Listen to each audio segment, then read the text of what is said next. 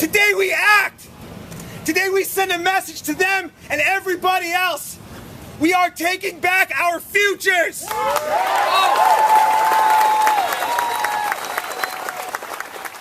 Yeah, I think it's very important. I think it's a good example for civil disobedience to show that we do not need violence, that we can stay within their system, to show them that we're willing to get arrested or pay a fine or do whatever it takes.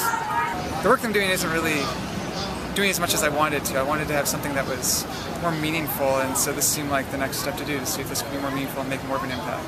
What else has worked so far to raise awareness about this issue on a sustained basis? And I say, yeah, there's really some really great work being done, but my doing this has touched a lot of people who otherwise wouldn't even think about the issue, and all of the people here, I've been so moved watching the arrests for 3 days that you feel motivated to go back and make sure climate change is part of the everyday conversation, and that it's positive, and that we can do something. Because if we don't, if we all just sit back, nothing will change. I believe it's very important that people can show what they really think, that this is democracy, showing your opinion, trying to get the people to vote in your favor, trying to influence the president's decision. We're not trying to make a scene, and that we're not trying to get arrested and fight the cops off. It's more of a peaceful protest. I think that's kind of what adds the oomph to the arrest factor, the fact that it's a peaceful thing and that we're able to sort of show that this is a serious issue. With oil in particular, it's something that's finite. It's gonna run out. The fact that we're even in the tar sands shows us that we're doing all these unconventional methods because the easiest stuff to get to is gone. We're desalinating water in California and in Florida, and yet we're talking about running a pipeline through the Oglala Aquifer, which is the largest fresh water source that we have. It's insane and criminal that they're even thinking about doing something like this through the heartlands of the United States. Because no oil is ethical. No oil anywhere in the world. It's running out, and we have wind energy. We have the ability. In my state of North Dakota alone, if we had turbines everywhere, we would be able to power 1/3 of our nation's energy needs. What's going on here?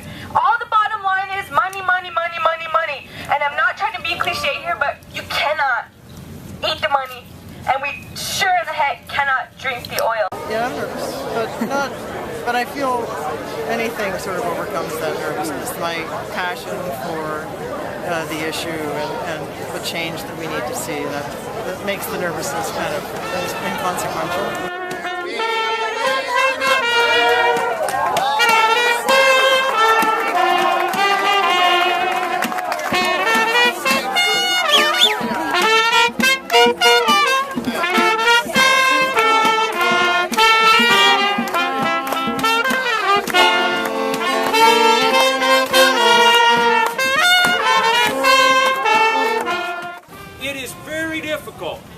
For those of us who have grown up being law-abiding people to go do something we're not supposed to do and have our hands put behind our back and get put in a paddy wagon. What you are doing is extraordinary today. It takes real courage and real bravery. It'll feel odd, it'll feel uneasy a little bit, it'll feel strange, but it also should feel really powerful and really beautiful. You guys are changing the world. Thank you so much.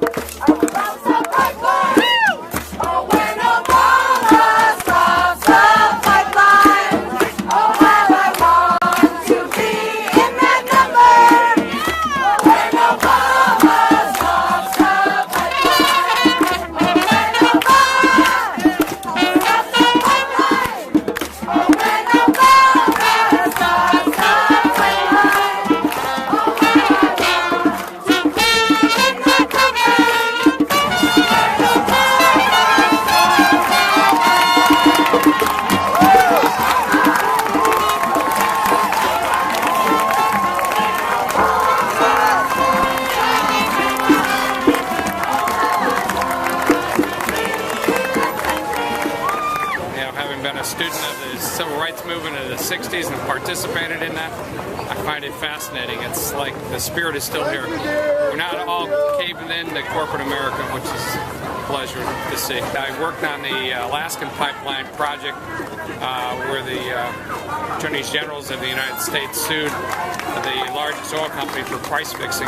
Most of the people don't know that the Alaskan oil, a great portion of it was sold to Japan, never entered the United States. Again, it's corporate America gone amok. Yeah. I like to see people stand up for their rights and responsibilities, and we need to protect the environment.